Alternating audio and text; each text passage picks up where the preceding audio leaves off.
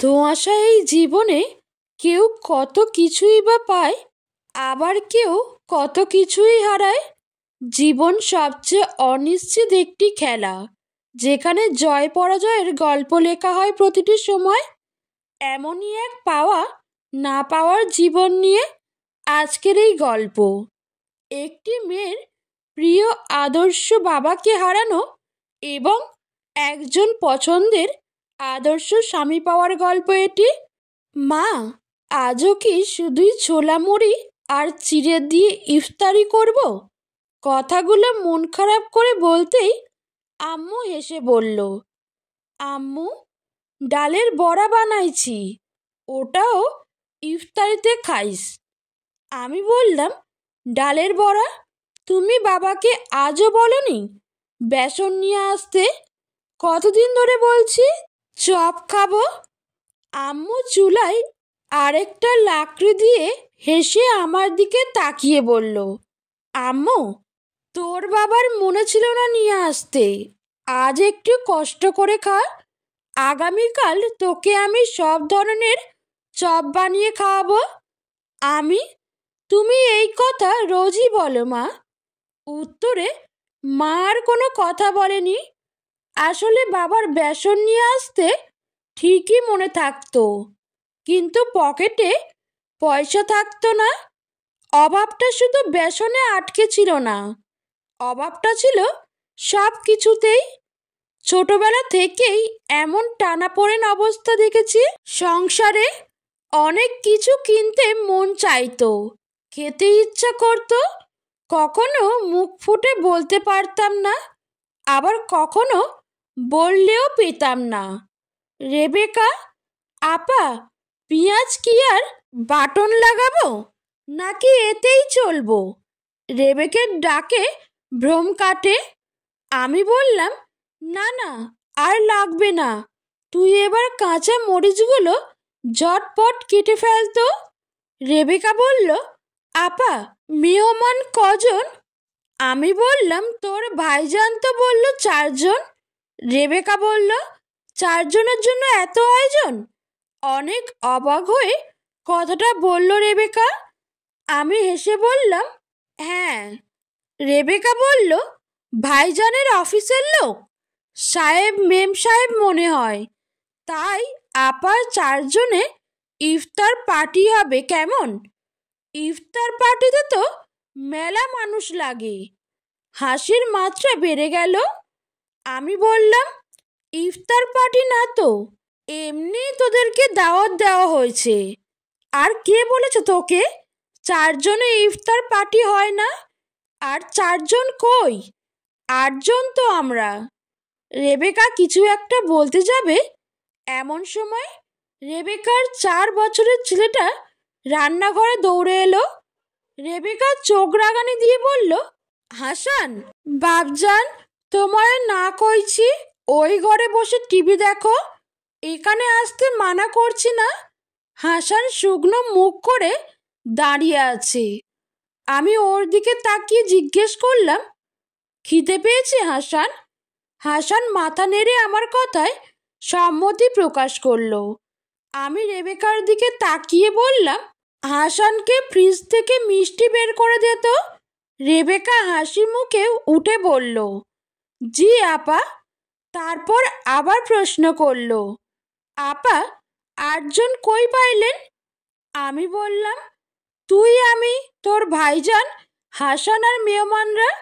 8 জনে তো ইফতারি পার্টি হয় নাকি?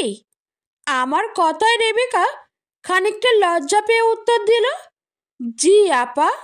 আমি মনোযোগ দিয়ে চপগুলো তেলে উল্টিয়ে পাল্টিয়ে দিচ্ছি। কিছুক্ষণ পর রেবেকা রান্নাঘরে প্রবেশ করলো। রেবেকা, আপা, মেহমান কখন আসবে? আমি বললাম, ইফতারের আগেই চলে আসবে। রেবেকা, ভাইজানে কই গেছে? আমি বললাম, বলল তো বাজারে যাচ্ছি, কি জানো নাকি জরুরি কেনাকাটা বাকি আছে। এই নাইটটার বাজে খরচের স্বভাবটা আছে। বিয়ের পর থেকেই দেখছি এত কিছু আয়োজন করলাম, তারপরেও সে গেছে আরও কেনাকাটা করতে। এত বললাম যে ইফতারিতে এত খাবার কেউ খেতে পারবে না, নষ্ট হবে। কি শোনে কার কথা?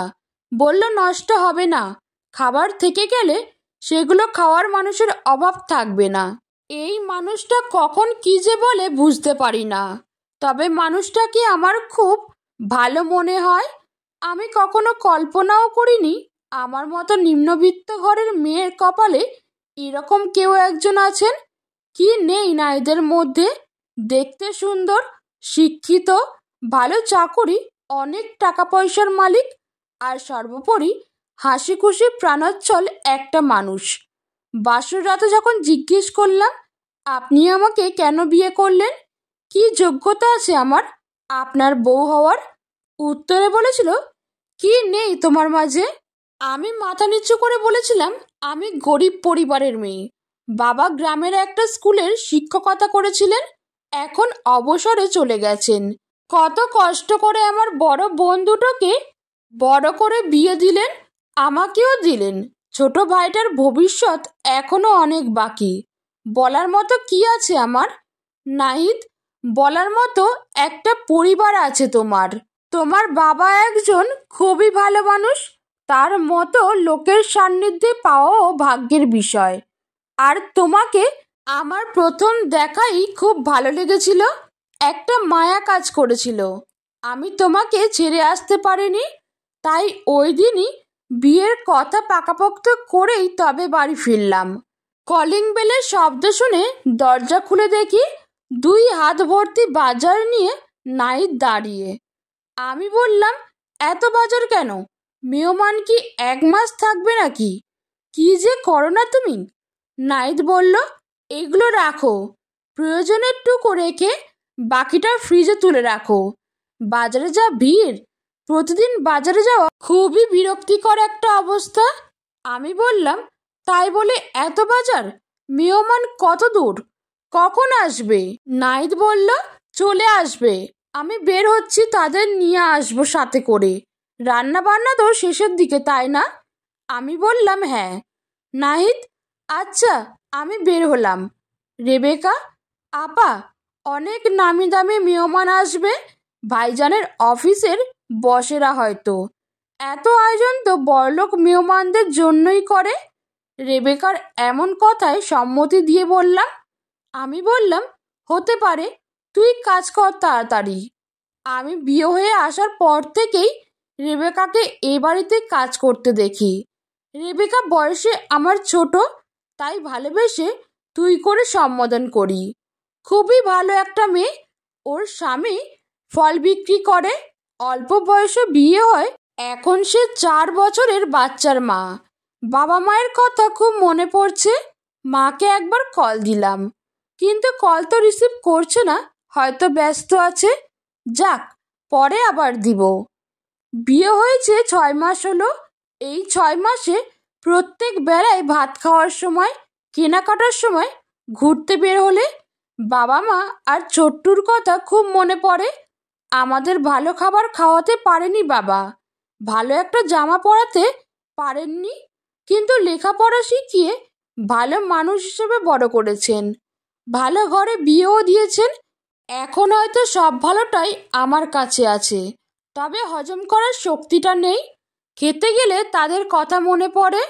ওপারে তারা আলু ডাল দিয়ে খেয়ে উঠেছেন, আর এপাশে আমার পেটে এত ভালো খাবার হজম হবে কি করে? বাবার পাঞ্জাবিটা রংচটা হয়ে পুরনো হতে হতে কয়েকটা ছিদ্র হয়ে যেত, তবুও বাবা নতুন একটা পাঞ্জাবি কিনতেন না।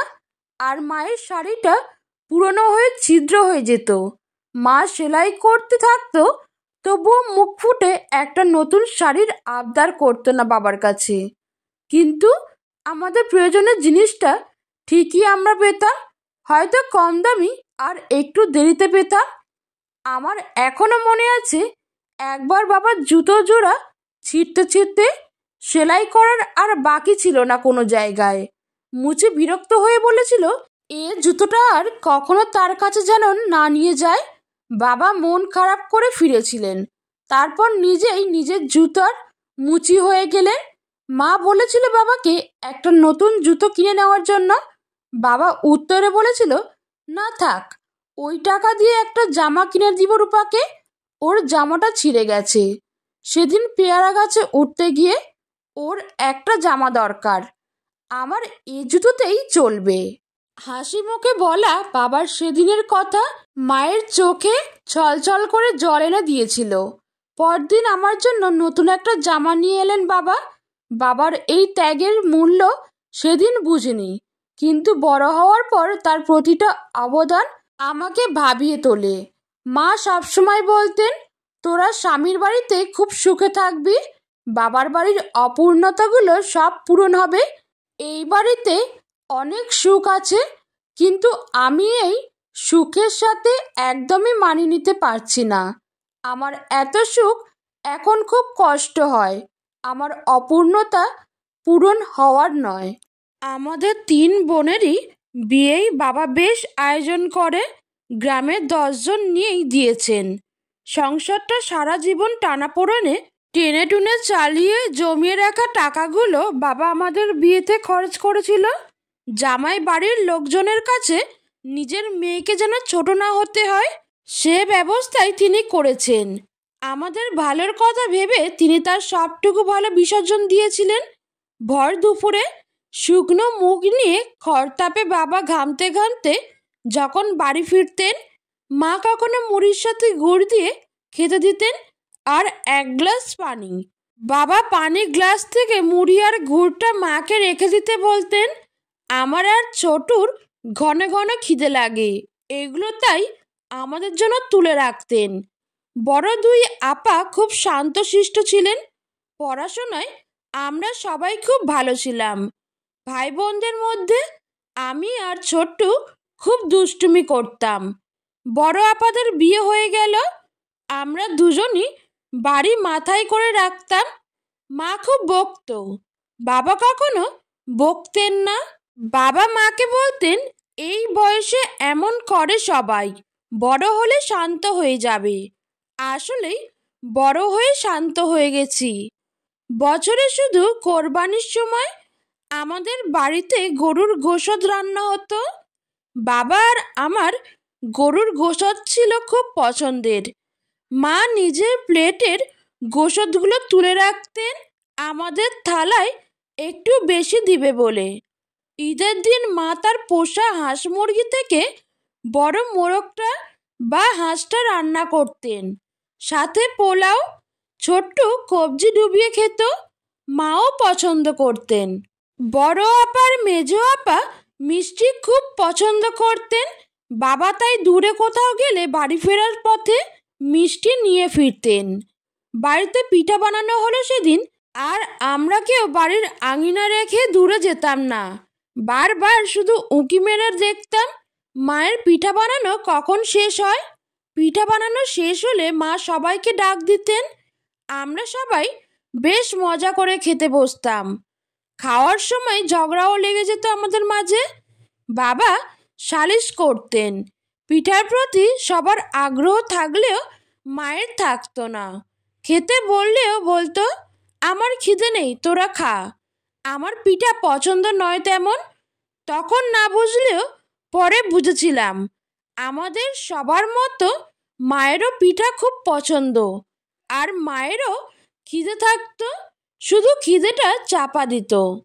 বিয়ের পর বাবা বাড়িতে খুব কম যাওয়াই হয়েছে আমার। একে তো অনেক বেশি দূর, তারপর আবার গেলে বাবার অনেক খরচ করতে হয়, এইসব চিন্তা করে যাওয়া হয় না খুব ইচ্ছা করলেও। বিয়ের পরে আমরা বোনেরা বাবা বা মাকে যতবারই সাহায্য করতে চাইতাম ততবারই বারণ করে ফেরত দিতেন। একই কথা বলতেন, এভাবে টাকা দিবি না কখনো, জামাই পরে জানলে কি মনে করবে। তারা এলে আমরা যেভাবে পারছি আপ্যায়ন করার চেষ্টা করি, উপরওয়ালা ঠিকই চালিয়ে নেবেন। শুধু শুধু এসব করে সংসারে কখনো অশান্তি ডেকে আনিস না। যতই বোঝাতাম, টাকাটা তো আমারও, আমাকে খরচ করার জন্যই দেওয়া হয়েছে, তো আমার বাবা মায়ের পেছনে খরচ করলে সমস্যা কি? ততবারই বাবা মা কোনো না কোনো যুক্তি দাঁড় করাতেন। আসলে তারা কখনো ছোট হতে চাননি, না নিজেদের কাছে না অন্যদের কাছে। আমাদের এতগুলো বোনকে বড় করে লেখাপড়া শিখিয়ে বিয়ে দিয়েছেন, কারো কাছে কখনো হাত পাততে দেখিনি।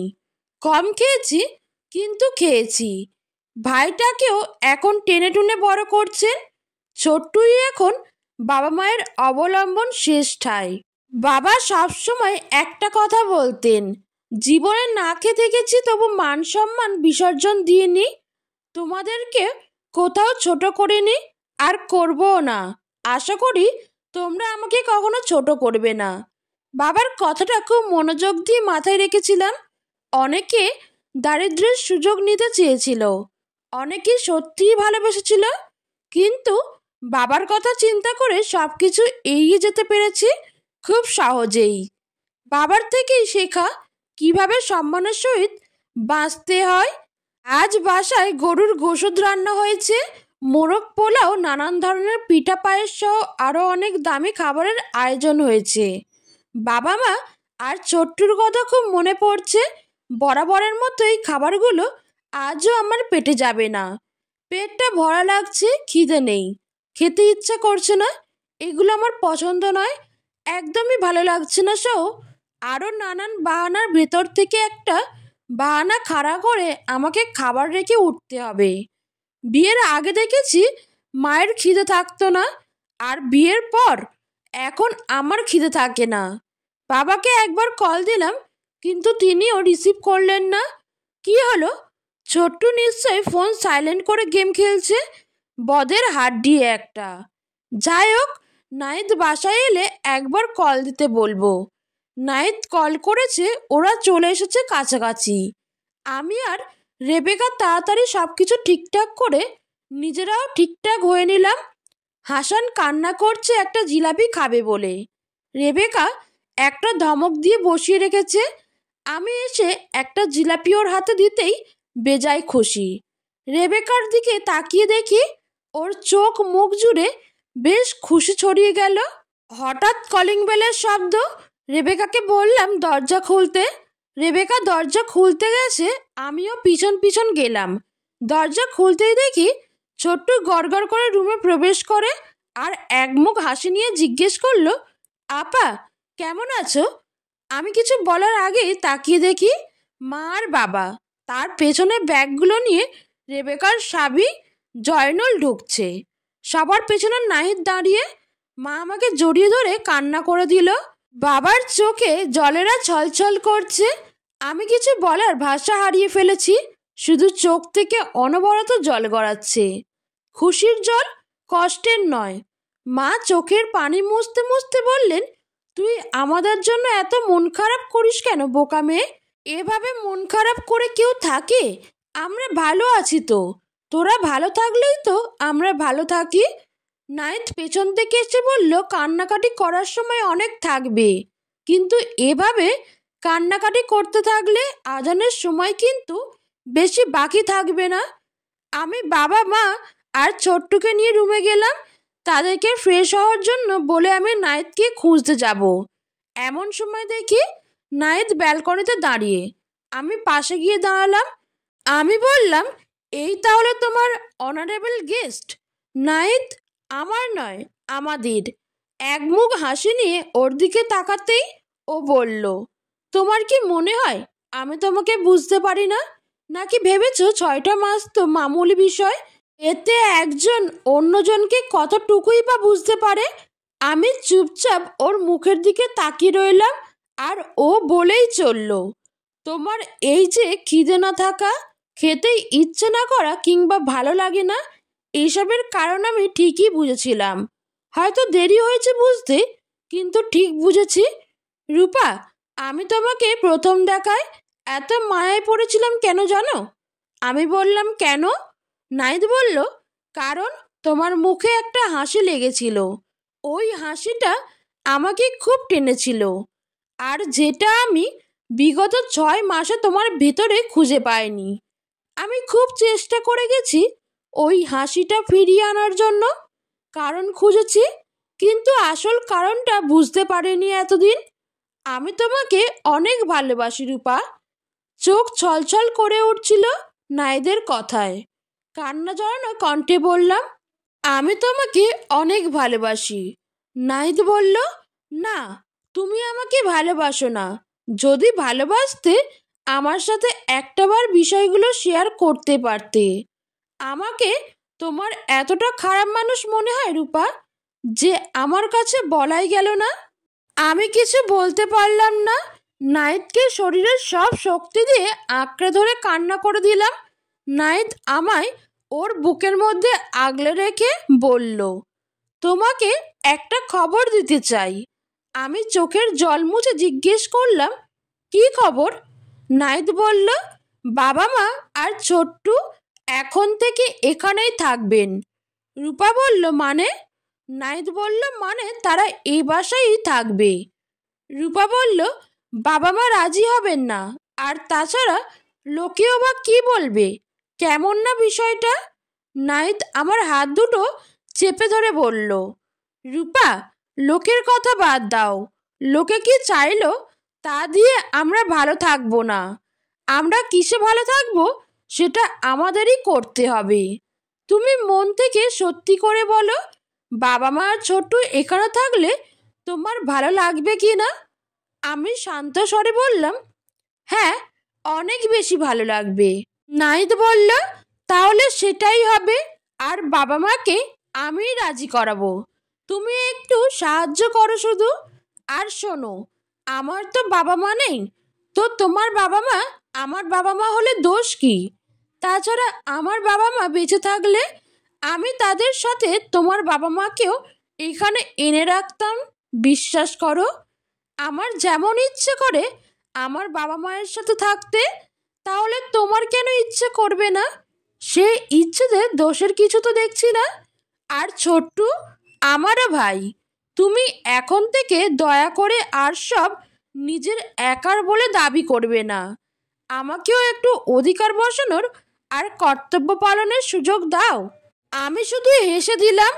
নাহিদ আমাকে টেনে ওর বুকের মধ্যে নিল। রূপা বলল, জয়নুলকে সাথে করে নিয়ে এসেছো তাই না? নাহিদ বলল, তুমি যেমন আমার বরকে ভালোবাসো, তোমার বর তোমার কাছে থাকলে খুশি হও। রেবেকাও তো তেমন। জয়নুল এসেছে, এখন দেখবে ও কেমন খুশি থাকবে। না হলে ওর পেটে খাবার হজম হতো না। হাসতে হাসতে বললাম, মানুষজনকে খুব খুশি রাখা শিখেছো তুমি। নাহিদ, চলো, এবার আজানের সত্যি বেশিক্ষণ নেই। রেবেকাকে বললাম সব খাবার টেবিলে এনে রাখতে। বাবাকে সহ সবাইকে ডাকতে গিয়ে মাকে জিজ্ঞেস করলাম, আমার কল তোমরা কেউ রিসিভ করলে না কেন? মা হাসতে হাসতে জবাব দিল, জামাই নিষেধ করে দিয়েছিল। রাগের সুরে বললাম, জামাই বলেছে অমনি মেয়ে পর হয়ে গেছে। বাবা হো করে হেসে ফেললেন, বললেন, পাগলি মেয়ে বলে কি দেখো।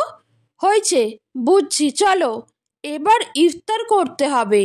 ডাইনিং রুমে ঢুকতেই দেখি রেবেকা আর জয়নুল খুব সুন্দরভাবে সাজিয়ে রেখেছে। নাহিদও সাহায্য করেছে। আমরা সবাই একসঙ্গে ইফতারের জন্য বসলাম। রাতে খাবার শেষে নাহিদ রেবেকাকে বলল, তোর বাসায় তোর বাবা মা আছেন না? জি ভাইজান। ইফতারি আর রাতের যে খাবারগুলো তখন আলাদা করে রাখতে বলেছিলাম, ওগুলো নিয়ে যা। আর তাদের সবার শেহরির খাবারগুলো নিয়ে যাস। রেবেকা চোখে জল ছলছল করছে। ও কিছু একটা বলতে চাইছে, কিন্তু বলতে পারছে না। আমার দিকে তাকিয়ে নাহিদ বলল, বলেছিলাম না, খাবার থাকলে খাওয়ারও লোক আছে। আমি কিছু না বলে অপলকেই ভালো মানুষটার দিকে তাকিয়ে রইলাম।